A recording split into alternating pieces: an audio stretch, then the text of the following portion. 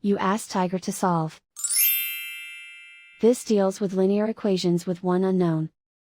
The final result is x equals -20/3.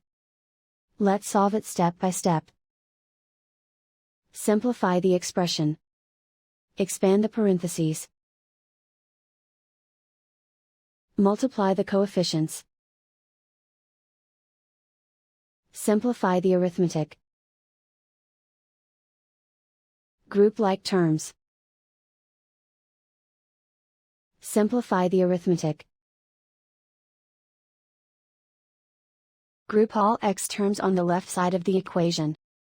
Subtract 11x from both sides. Group like terms. Simplify the arithmetic. Group like terms.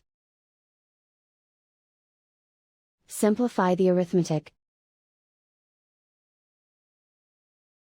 Group all constants on the right side of the equation. Add 20 to both sides. Simplify the arithmetic.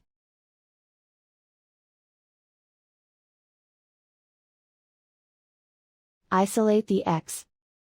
Divide both sides by -6. Cancel out the negatives. Simplify the fraction.